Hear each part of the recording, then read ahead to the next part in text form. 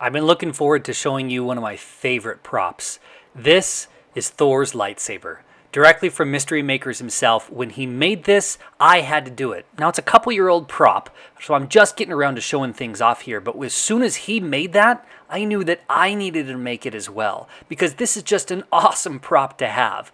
Being able to cross over two universes in Star Wars and Marvel in one is pretty cool. Now I have three versions overall. I've got the Love and Thunder version right here.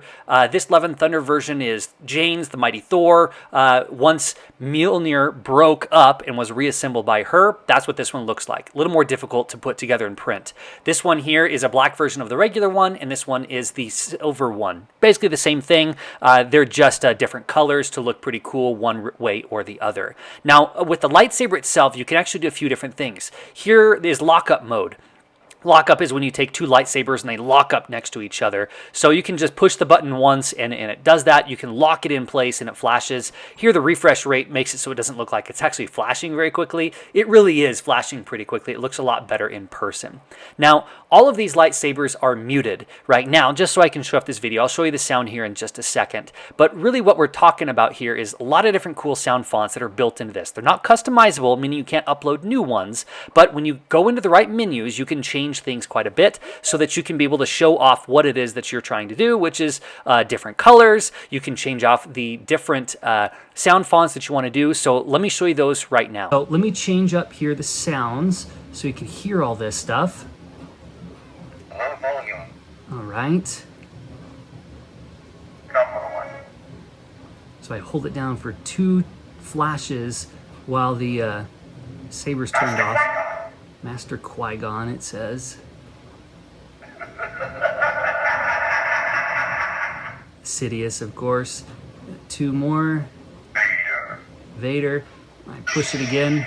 Turns on, and you got Vader's sound font. So there's lots of cool sound fonts that come with this. This just makes it a fun way to be able to play with this prop. So have it here in the backdrop with my different Iron Studios figures. Got Marvel on the left. I've got Star Wars on the right. So just a fun crossover there, being able to have these 2 different universes collide for this really cool lightsaber.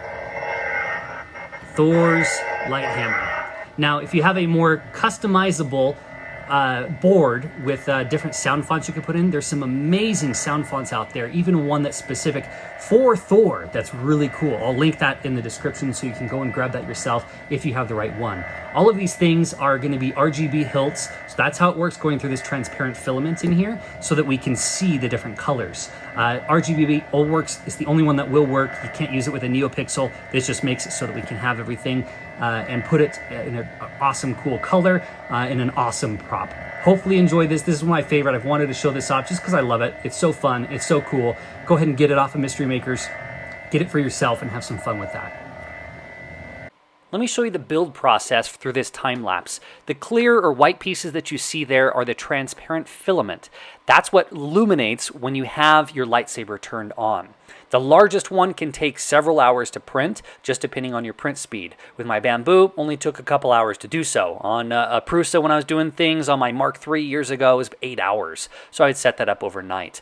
All of the main pieces here fit in place really well. You've got your top parts, you've got your bottom parts, you've got your side parts as well. You'll see that I'm using regular glue. Any super glue will work, but I'm also using a can of a fixed spray. That makes it so your glue adheres within seconds. Really important for a project like this because you got to have these pieces stay in there. Before I found this glue and this spray, I had to use clamps. Not very fun to do so. So you see I'm fixing the handle in place here. The lightsaber will screw onto that in just a minute. I have the side pieces that are glued in place as well, which also illuminate too. Now these lightsabers that I get off of AliExpress, really cool, come in a lot of different designs. This one here has a wrap I can put onto it, which is a cool effect. And then I use some grub screws on here to tighten it all in place so it holds right to it. So the RGB base turns on, lights up, and works really, really well for you to see how it all works. So when you turn it on right here, boom, it works perfectly. No matter what color you use, it shines up through the tube and illuminates the entire inside part as well. Turn on your flash effect so it makes it look like you're actually using Thor's lightsaber. Whatever you want to do, works really, really well. Assembling this is not difficult. The pieces designed by Mystery Makers makes it so that they slide together really easily.